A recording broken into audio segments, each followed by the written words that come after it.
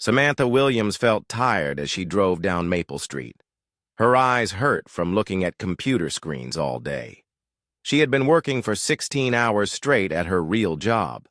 Most people did not know what her real job was. They thought she worked in marketing. But Samantha was really a CIA agent. Today had been very long. She spent the whole day watching bad people from other countries. These people were trying to hurt America.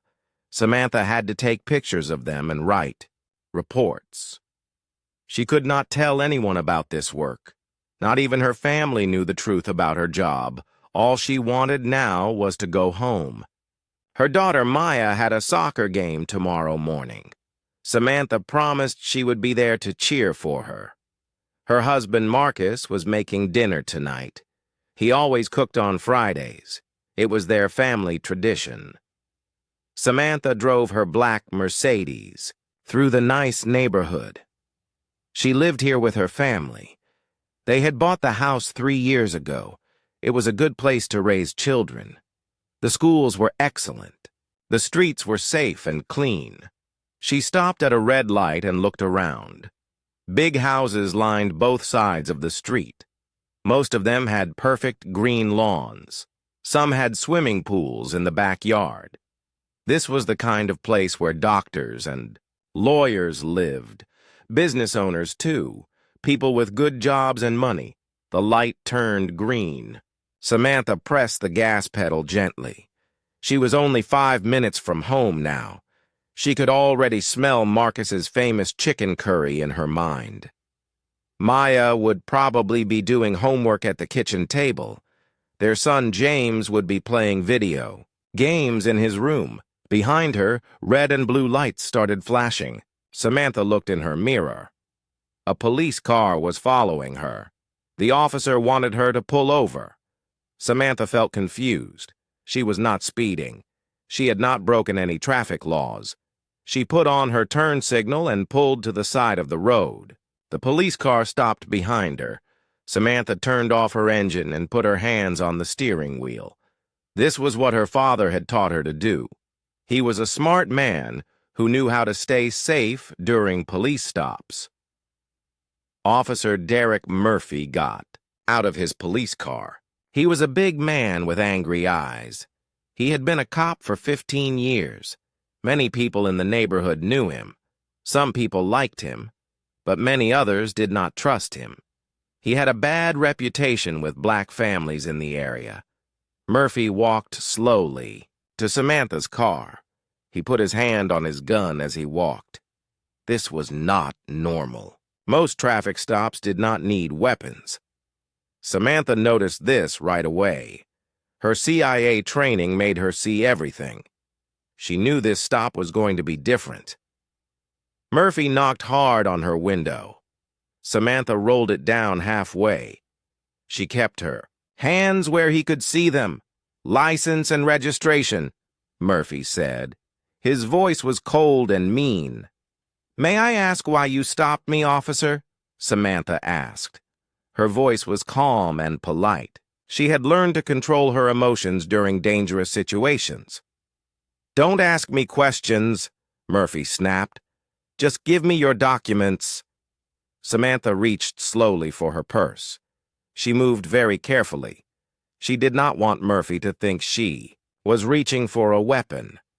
Her real gun was hidden under her seat, but she would never use it unless someone's life was in danger.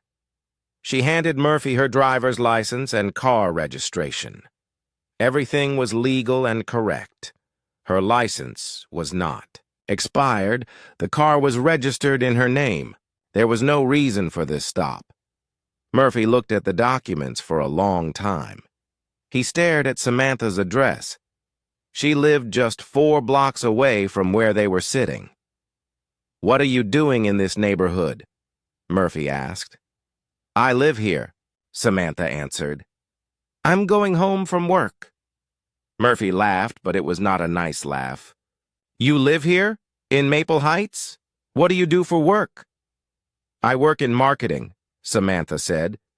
This was her cover story. She had used it for 3 years. Most people believed it easily. "Marketing, huh?" Murphy said. He did not believe her. "What kind of marketing? Who do you work for?" Samantha felt her heart beat faster. This was not a normal traffic stop. Murphy was asking too many questions. He was treating her like a criminal. She knew exactly what was happening. This was racial profiling. Murphy saw a black woman driving a nice car in a rich neighborhood. He thought she did not belong here. "I work for a consulting company downtown," Samantha said. "We help businesses with their advertising." Murphy walked around her car.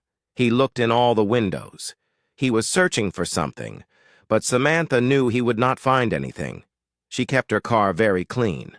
There was nothing illegal inside. "Step out of the vehicle," Murphy ordered. "Why?" Samantha asked. "I haven't done anything wrong." "I said get out," Murphy shouted. "Now!" Samantha knew she had to obey. Fighting with a police officer would only make things worse. She opened her door slowly and got out of the car. Her legs felt stiff from sitting all day. Murphy pointed to the front of her car. "Put your hands on the hood," he said. Samantha did what he asked. The metal was cold under her palms. She could feel people watching from their houses. Some neighbors had come outside to see what was happening. This made her feel embarrassed and angry. Murphy started searching her car without permission. He looked under the seats and in the glove box. He opened her purse and went through everything inside. He found her wallet, keys, and makeup. Nothing suspicious. "Whose car is this, really?" Murphy asked. "It's my car," Samantha said. "The registration has my name on it." "Maybe you stole it," Murphy said. "Maybe someone gave you fake papers." Samantha closed her eyes for a moment. She wanted to tell Murphy who she really was. She wanted to show him her CIA badge and watch his face change. But she could not do that. Her cover identity was too important. Real people's lives depended on keeping her secret. "Officer, I haven't broken any laws," Samantha said. "I was driving home from work. I live 4 blocks from here. My family is waiting for me." Murphy ignored her words. He kept searching through her things. He was looking for drugs or weapons or stolen items. Anything that would let him arrest her. But Samantha was too smart to carry anything illegal in her regular car. More neighbors came outside to watch. Some of them recognized Samantha. She had lived in the neighborhood for 3 years. Her children played with their children, but they did not try to help her. They just watched quietly from their yards. Murphy found Samantha's work phone in her purse. It looked like a regular smartphone, but it was actually a special CIA device. It had secret software and encrypted programs. Only a few people in the world knew how to use it properly. "What's this?" Murphy asked, holding up the phone. "It's my work phone," Samantha said. "My company gives phones to all employees." Murphy tried to turn it on, but the screen stayed black. The phone had special security features. It would only work for Samantha's fingerprints and voice patterns. "It's broken," Murphy said. "No, it's just locked," Samantha explained. "It has security features to protect company information." Murphy threw the phone back in her purse. He was getting frustrated. He had been searching for 20 minutes and found nothing wrong. But he did not want to let Samantha go. He was convinced she was hiding something. "Turn around," Murphy ordered. "Put your hands behind your back." Samantha's heart sank. She knew what was coming next. Murphy was going to arrest her even though she had done nothing wrong. This was every black parent's worst nightmare. This was why her father had taught her to be so careful around police officers. The cold metal handcuffs clicked around her wrists. Samantha felt humiliated and angry. But she also felt something else. She felt the power that came from knowing the truth. Murphy thought he was arresting an ordinary woman. He had no idea he was making the biggest mistake of his career. The handcuffs were tight around Samantha's wrists. The metal cut into her skin when she moved. She had to breathe slowly to stay calm. Her CIA training helped her control her fear and anger. Officer Murphy pushed her toward his police car. "You're under arrest," he said loudly. He wanted everyone in the neighborhood to hear him.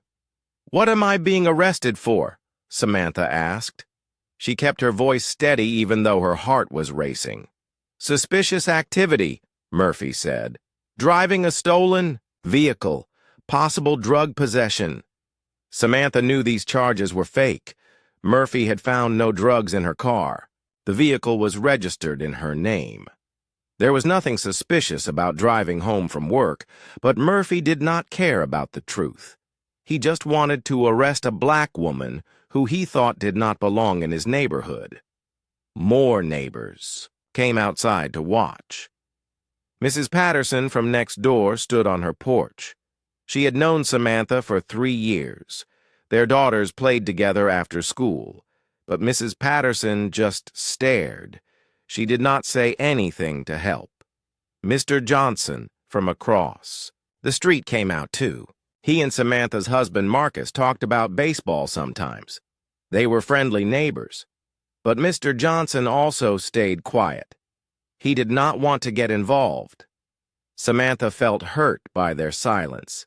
These people knew her. They knew she was a good person and a good neighbor. But they were afraid to speak up against a police officer. They chose to protect themselves instead of doing what was right. Murphy opened the back door of his police car. The seat was hard plastic with no cushions. It was designed to be uncomfortable. There were metal bars between the front and back seats. Samantha felt like an animal in a cage. "Get in," Murphy ordered. Samantha sat down carefully. The handcuffs made it hard to move her arms. She had to lean forward to avoid crushing her hands behind her back. Murphy slammed the door shut. The sound was loud and final. Samantha was now trapped inside the police car. She could not open the doors from the inside. The windows did not roll down. She was completely at Murphy's control. Murphy walked back to Samantha's Mercedes. He started searching through it again. This time he was more violent. He threw her papers on the ground. He dumped out her coffee cup. He tore apart her gym bag and scattered her workout clothes on the street. Samantha watched through the police car window. She felt sick seeing her things treated so badly. Murphy was destroying her property for no reason. He was doing it to hurt her and embarrass her. Small crowd had gathered on the sidewalk. About 15 neighbors stood watching the scene. Some of them had their phones out. They were taking pictures and videos. Samantha hoped someone would post the videos online. The world needed to see how Murphy was treating her. Murphy found Samantha's work laptop in her car. It was a special CIA computer with secret files and programs. If Murphy tried to open it, alarms would go off at CIA headquarters, but Samantha could not tell him that without blowing her cover. "What's on this computer?" Murphy asked through the car window. "Work files," Samantha said. "Marketing presentations and client information." Murphy carried the laptop to his police car. He put it in his trunk next to other evidence he had collected. Samantha felt worried. That computer contained national security secrets. If it fell into the wrong hands, people could die. Murphy called for backup on his radio. "I need another unit at Maple Street and Oak Avenue," he said. "I've got a suspicious person in custody. Possible stolen vehicle and drug charges." Samantha closed her eyes and tried to stay calm. She knew backup officers would arrive soon. Then there would be even more police officers treating her like a criminal. The situation was getting worse every minute. She thought about her family at home. Marcus was probably wondering why she was late. Maya might be asking where Mommy was. Samantha usually called if she was going to be delayed, but her phone was locked in Murphy's police car. She had no way to contact her family. 10 minutes later, another police car arrived. Officer Lisa Chen got out. She was younger than Murphy and seemed more professional. She walked over to Murphy's car. "What's the situation?" Chen asked Murphy. "Found. This woman driving a stolen Mercedes," Murphy lied. "She had fake registration papers. I think she's involved in a car theft ring." Samantha felt angry hearing Murphy's lies, but she stayed quiet. Arguing would only make things worse. She needed to be smart about this situation. Chen looked at the paperwork Murphy had collected. She frowned as she read through it. "These registration papers look real to me," she said. "The VIN numbers match. Her license is valid." "Trust me, something's not right," Murphy insisted. "She doesn't belong in this neighborhood. Look at her. Look at the car. It doesn't add up." Chen stared at Murphy for a moment. She seemed uncomfortable with his reasoning. "What exactly did she do wrong?" Chen asked. "Suspicious driving," Murphy said quickly. "She was going too slow, looking around at houses like she was planning a break-in." This was another lie. Samantha had been driving normally. She was not looking at houses. She was just trying to get home after a long day at work. Chen walked over to the police car where Samantha sat. She knocked gently on the window. "Ma'am, I'm Officer Chen. Can you tell me what happened here?" Samantha was grateful for Chen's respectful tone. At least one officer was treating her like a human being. "I was driving home from work," Samantha explained. "Officer Murphy pulled me over. I showed him my license and registration.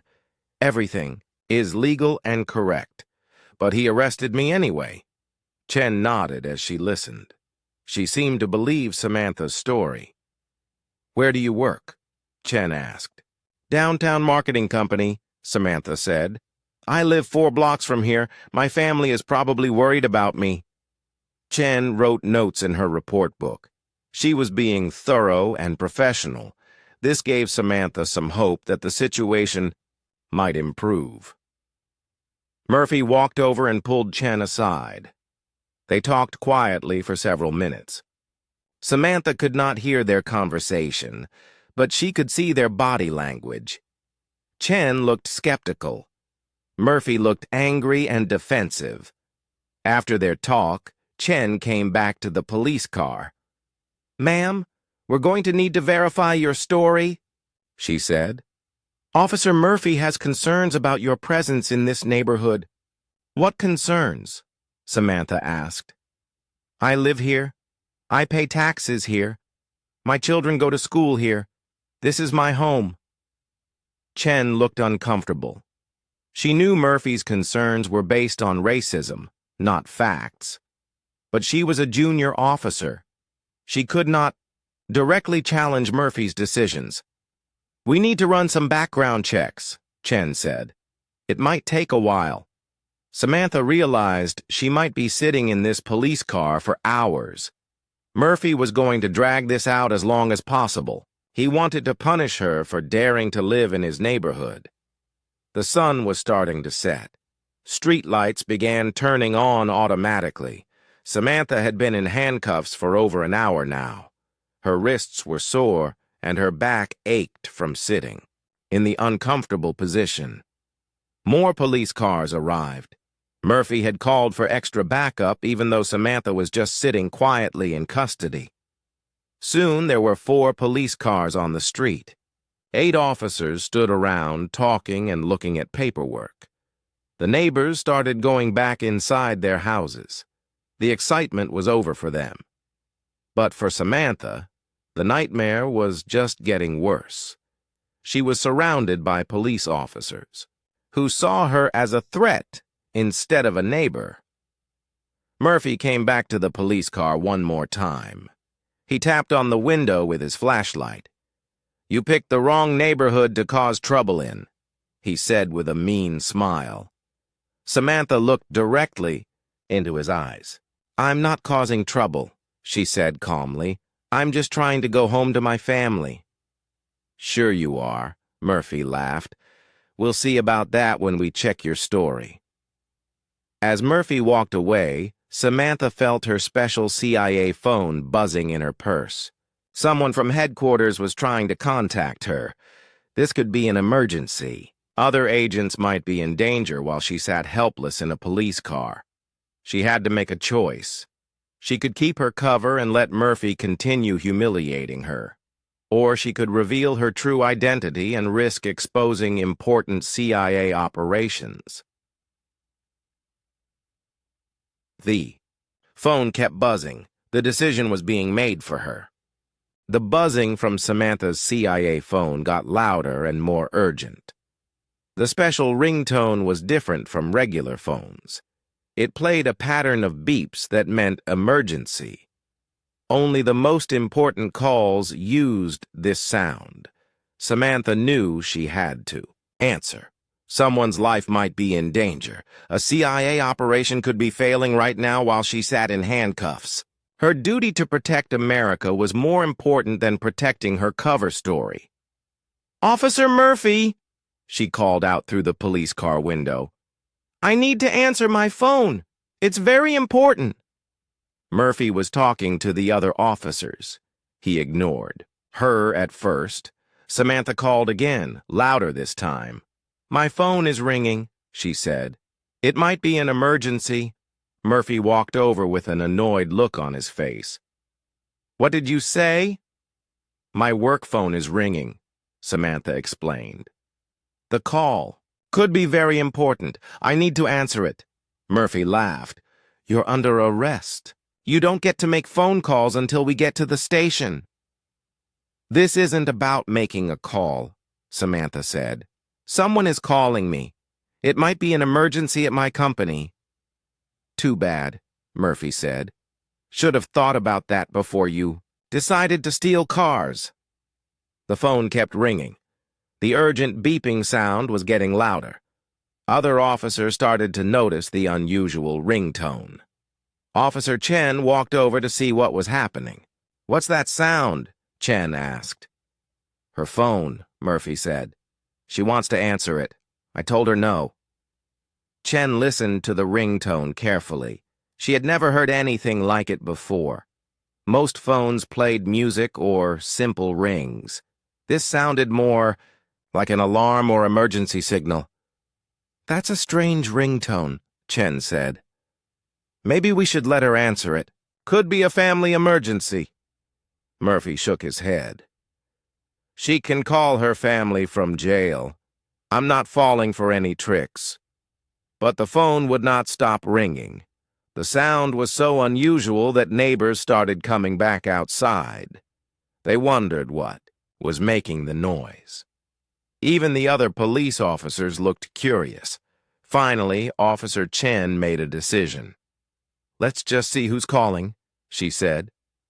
"If it's nothing important, we hang up." Murphy did not like this idea, but Chen was already walking to his police car. She opened the trunk and pulled out Samantha's purse. The phone was still ringing inside. Chen brought the purse to the police car where Samantha sat. She opened the door and held up the phone. "Who do you think is calling?" Chen asked. "I don't know," Samantha said honestly. "But that ringtone means—" "It's urgent, very urgent." Chen looked at the phone screen. Instead of showing a regular phone number, it displayed a series of letters and numbers. The caller ID said DC Ops Urgent 7742. This was not a normal phone number. "What does this mean?" Chen asked, showing the screen to Samantha. Samantha took a deep breath. She was about to change everything. Once she answered this call, her quiet life in the suburbs would be over. But she had no choice. It means someone from Washington, D.C. is calling me, Samantha said. Someone very important. Chen looked confused. Murphy pushed her aside and grabbed the phone. Washington, D.C.? What kind of marketing company calls from? D.C.? The kind I really work for, Samantha said quietly. Murphy stared at her. For the first time since the traffic stop began, he looked uncertain. What are you talking about? I need to answer that call, Samantha said. Right now. People's lives might depend on it. The phone stopped ringing for a moment, then immediately started again. The caller was not giving up. This confirmed to Samantha that there was a real emergency happening somewhere. Murphy held the phone away from Samantha. You're not answering anything until you tell me what's going on. I can't tell you, Samantha said. Not here. Not in front of all these people. Just let me answer the phone. Officer Chen looked worried now. She was starting to realize this. Might not be an ordinary arrest. The phone, the caller ID, Samantha's calm behavior, everything seemed wrong for a simple car theft case. Murphy. Maybe we should let her answer, Chen said quietly. Something doesn't feel right about this. Nothing feels right because she's lying, Murphy snapped. But his voice sounded less confident than before. The phone rang again. This time it rang longer and louder. The emergency signal was becoming impossible to ignore. Even Murphy started to look nervous. Fine, Murphy said angrily. You can answer. But I'm listening to every word. One wrong move, and this call ends. Murphy held the phone up to Samantha's ear. Her hands were still cuffed behind her back, so she could not hold it herself. This is Agent Williams, Samantha said into the phone. Murphy's face went white. The other officers stopped talking and stared. Agent Williams? What kind of agent? Samantha, thank God, came a voice from the phone. It was loud enough for everyone to hear. This is Deputy Director Collins. We have a code red situation in Berlin. Our asset is compromised. We need you online immediately. Murphy almost dropped the phone. Deputy Director? Code red? Asset? These were not marketing terms. Sir, I'm not available right now, Samantha said, carefully. I'm dealing with a local situation. What kind of local situation? Collins asked. His voice sounded impatient and worried. Samantha looked at Murphy. She could see fear starting to replace anger in his eyes. I'm currently detained by local police, she said. There was silence on the phone for several seconds. Then Collins spoke, again, and his voice was very different. It was the voice of someone with real power. You're what? Collins said slowly. Agent Williams, are you telling me that local police have detained a CIA operative? Murphy's hands started shaking. CIA? He looked around at the other officers. They were all staring at him with shocked expressions. Yes, sir, Samantha said. Officer Murphy of the local police department has arrested me. I'm currently in handcuffs in his police car. Put Officer Murphy on the phone, Collins ordered. Right now. Murphy shook his head frantically. He tried to hand the phone to Officer Chen, but she backed away. None of the other officers wanted to touch it. I said, put Murphy on the phone, Collins repeated. His voice was getting louder and angrier. Samantha looked directly at Murphy. He wants to talk to you, she said. Murphy's face was covered in sweat. Now.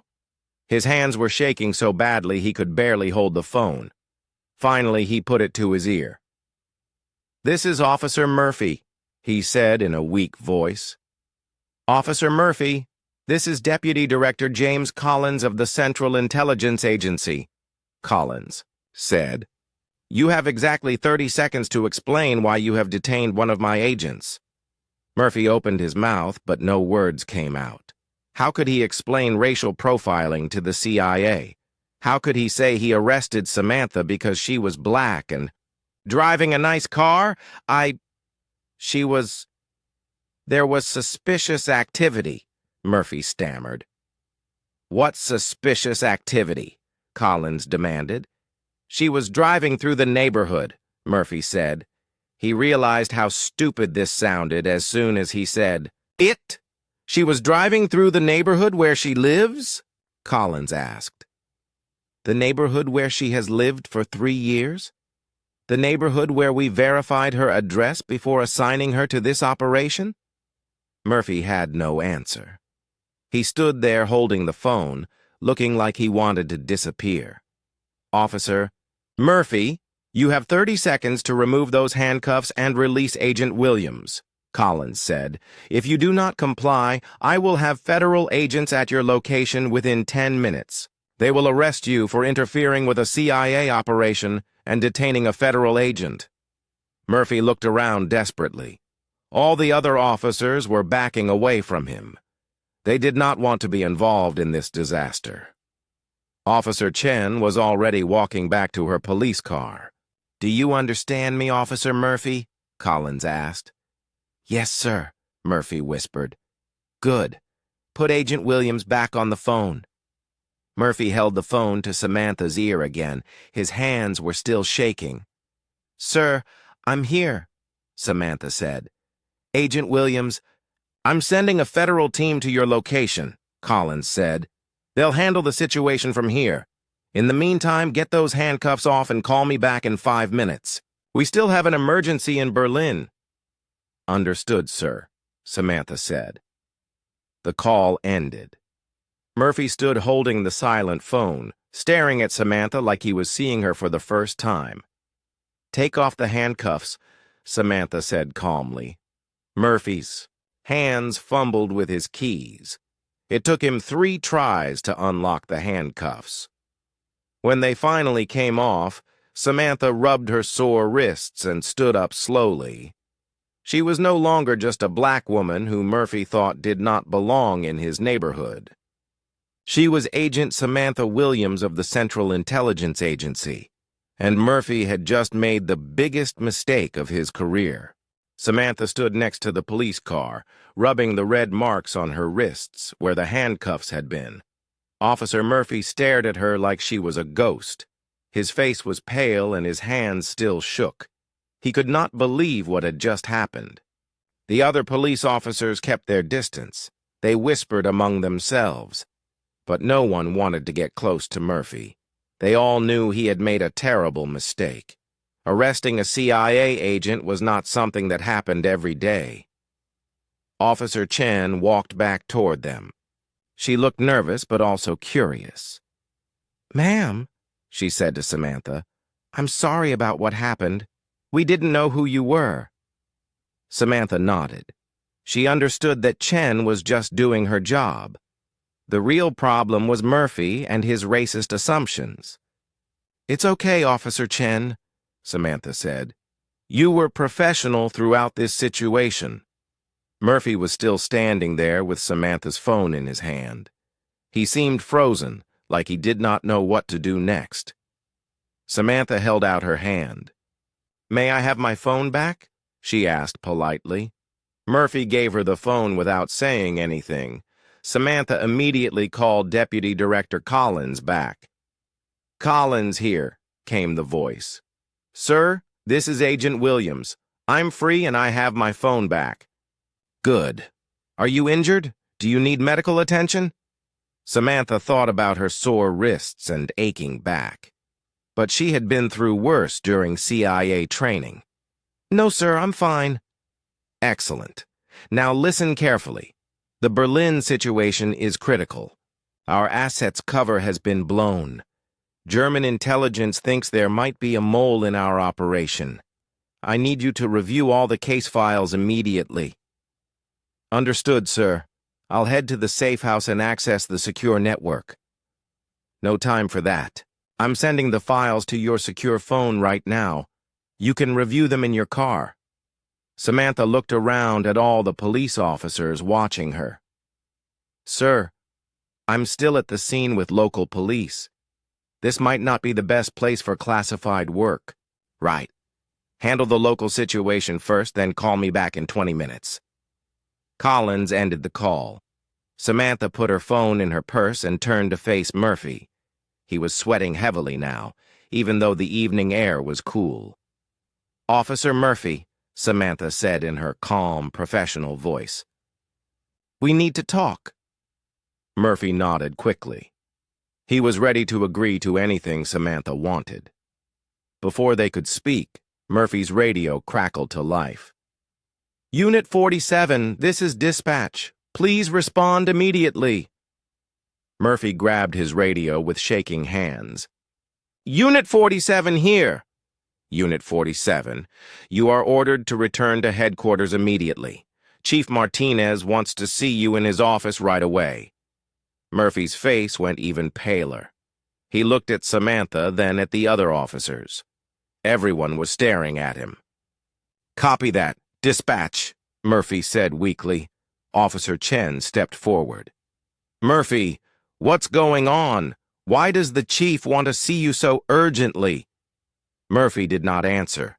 He was starting to realize that his problems were just beginning.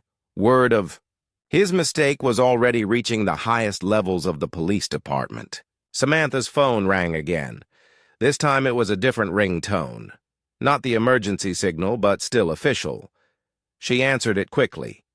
"Agent Williams. This is Captain Foster from the FBI Liaison Office.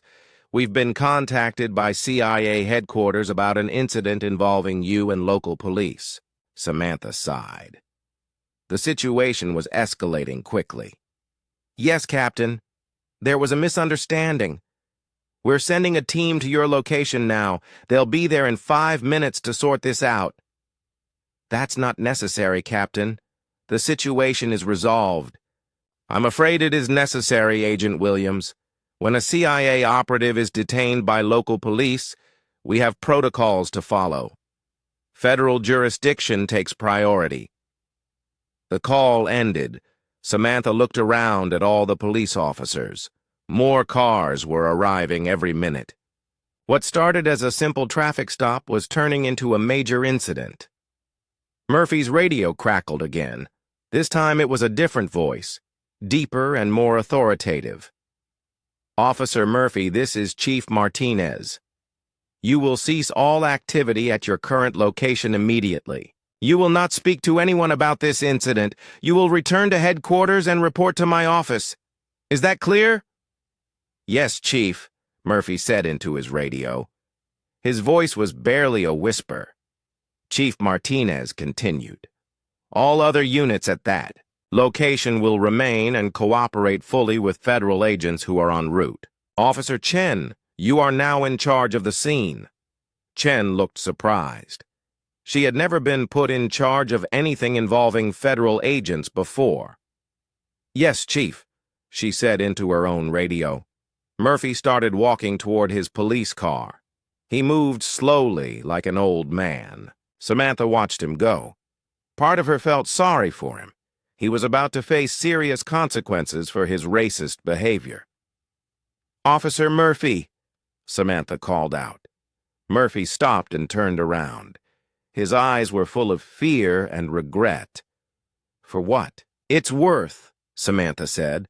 "I hope you learned something from this experience." Murphy nodded but did not speak.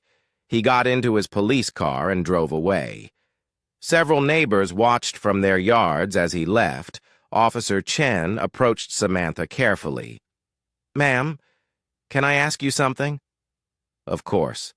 How long have you been living in this neighborhood? As a CIA agent, I mean."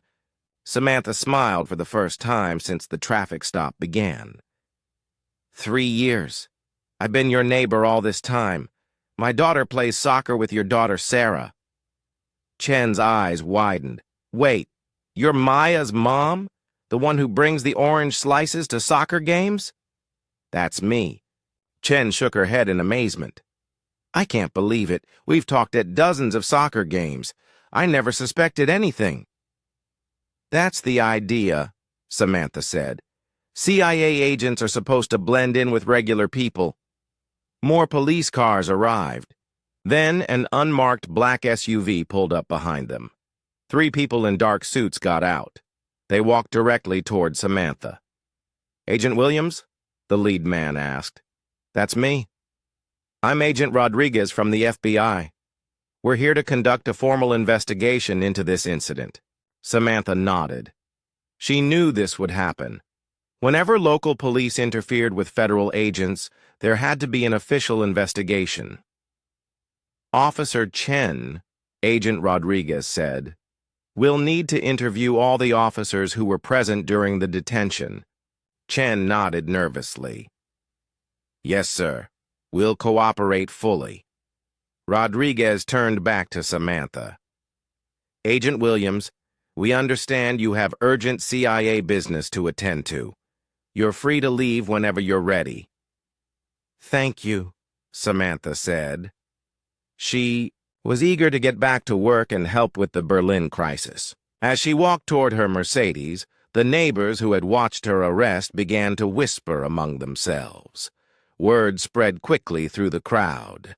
The quiet marketing consultant they had known for 3 years was actually a CIA agent. Mrs. Patterson came down from her porch. She looked embarrassed and ashamed. "Samantha," she said quietly, "I'm so sorry. I should have said something when that officer was treating you so badly." Samantha stopped walking. She looked at Mrs. Patterson and the other neighbors who were gathering around. "It's okay," Samantha said. "But next time you see someone being treated unfairly, I hope you'll find the courage to speak up." Several neighbors nodded. They knew Samantha was right. They had failed to help their neighbor when she needed them most. Samantha got into her car and started the engine. As she drove away, she could see the FBI agents talking to Officer Chen and the other police officers. They would spend hours investigating every detail of what Murphy had done. But Samantha had more important things to worry about. Somewhere in Berlin, a CIA asset was in danger. She had to help save that person's life. That was her real job, protecting people and keeping America safe.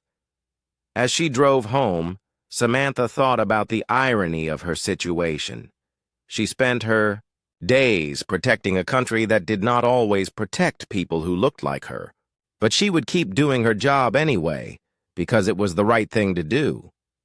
Behind her, the police cars and FBI agents continued their investigation. Officer Murphy's career was probably over. The incident would be reported in newspapers and on television. But for Samantha, it was just another day in the complicated life of a CIA agent. 3 weeks after the incident, Officer Derek Murphy sat in a small room at the police station. Across from him sat Internal Affairs Detective Sandra Kim and FBI Agent Rodriguez. The room was cold and uncomfortable. Murphy's hands were sweating as he waited for them to speak. "Officer Murphy," Detective Kim began, "this is your formal disciplinary hearing.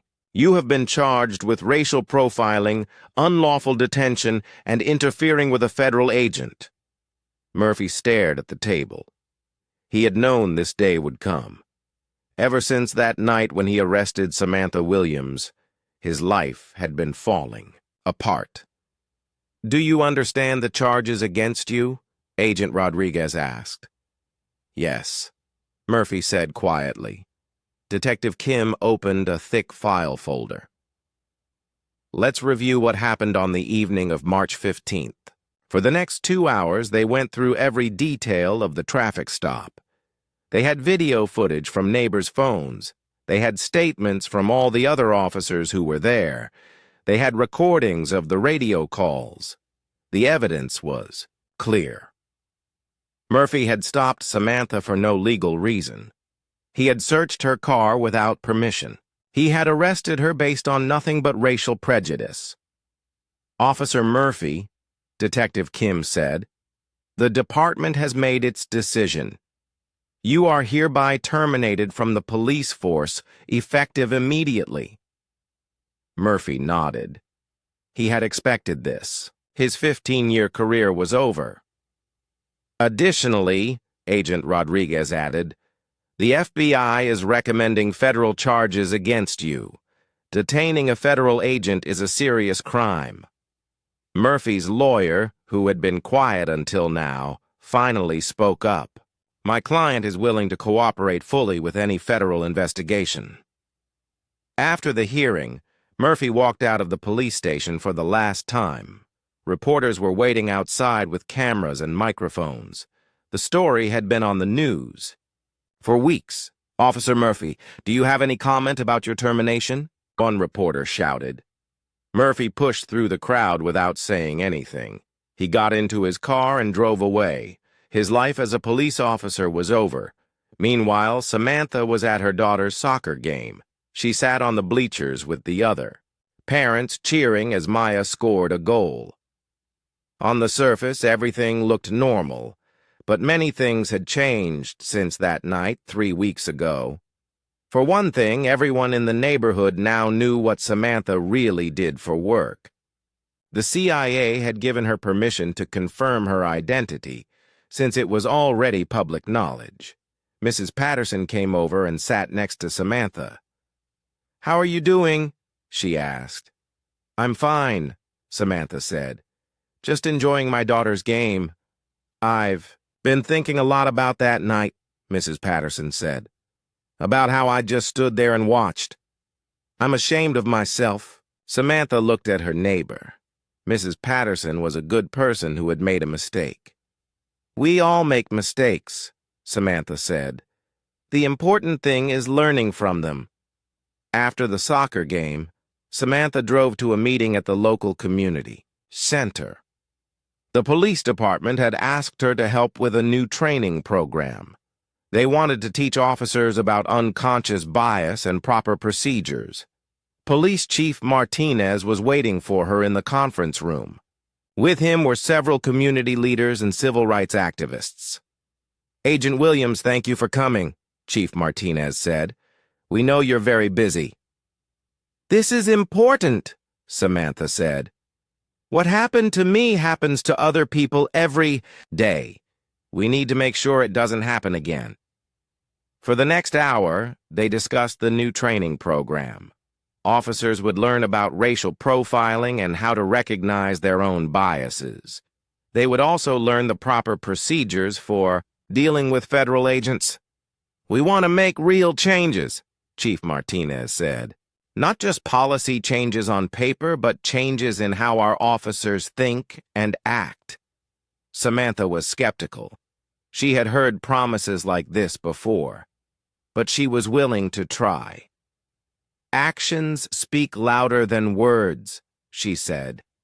"Show me that you're serious about change." After the meeting, Samantha drove to CIA headquarters for her regular work. The Berlin crisis had been resolved successfully.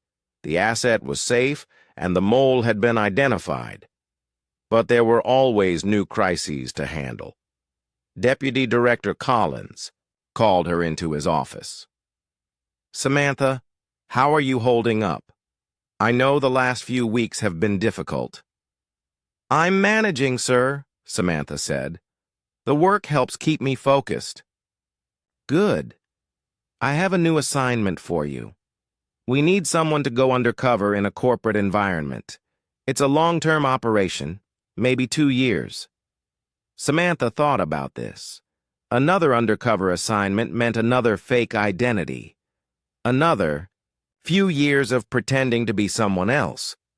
"Where would this be?" she asked. "Seattle. Tech company that might be selling secrets to foreign governments?" Samantha sighed. "What about my family? My kids are settled here. My husband likes his job." "That's up to you," Collins said. "But you're one of our best undercover agents. We need someone with your skills." Samantha asked for time to think about it. She drove home slowly, considering her options. Being a CIA agent was important work. She was protecting her country and saving lives, but it was also taking a toll on her family life. At home, Marcus was cooking dinner while Maya and James did their homework at the kitchen table. It was a normal family scene, but Samantha knew how fragile this normalcy was. "How was your day?" Marcus asked as she walked in. "Complicated," Samantha said. She sat down at the table with her children. "How was school?" "Good," Maya said. "Tommy's dad asked if you really carry a gun." Samantha smiled. "Sometimes, but only when it's necessary for work." "That's so cool," James said. "My mom is a secret agent." "Not so secret anymore," Samantha laughed. After dinner, she and Marcus talked privately about the Seattle assignment. Marcus was supportive, as always, but she could see the worry in his eyes. "Whatever you decide, we'll make it work," he said. "But the kids are happy here. They have friends and activities." "I know," Samantha said. "That's what makes this decision so hard." The next day, Samantha received a phone call that surprised her. It was from Officer Chen. "Agent Williams, I hope I'm not bothering you." Chen said, "I wanted to let you know about something." "What is it?" 3 officers from our department have signed up for the new bias training program you helped design. They volunteered, even though it's not required yet. Samantha felt a spark of hope. "That's good news." "There's more," Chen continued. "One of them is Officer Jackson. He was there the night you were arrested. He said seeing what happened to you made him realize he needed to examine his own behavior." After the call, Samantha felt better about the training program. Maybe real change was possible after all. That evening, she made her decision about the Seattle assignment. She called Deputy Director Collins. "Sir, I've decided to turn down the Seattle operation," she said. "May I ask why?" "My family needs stability, right now. And I think I can do more good here, working on police reform and community relations." Collins was quiet for a moment. "I respect your decision, Agent Williams. You've earned the right to choose your assignments." Over the following months, Samantha split her time between regular CIA work and community activism. She spoke at police academies about the importance of treating all citizens with respect. She worked with civil rights groups to monitor police behavior. The changes were slow, but real. Police officers started approaching black citizens differently. There were fewer complaints about racial profiling. The new training program was expanded to other police departments across the state. Murphy, meanwhile, struggled to find work. No other police department would hire him after his termination. He eventually took a job as a security guard at a shopping mall. The pay was much lower than his police salary. One day, 6 months after the incident, Murphy saw Samantha at the grocery store. He wanted to hide, but she had already seen him. She walked over to where he stood in the cereal aisle. "Hello, Derek," she said quietly. "Agent Williams," Murphy said. He could not look her in the eyes. "How are you doing?" Murphy was surprised by the kindness in her voice. He had expected anger or satisfaction at his downfall. "Not great," he admitted. "Lost my job, lost my pension.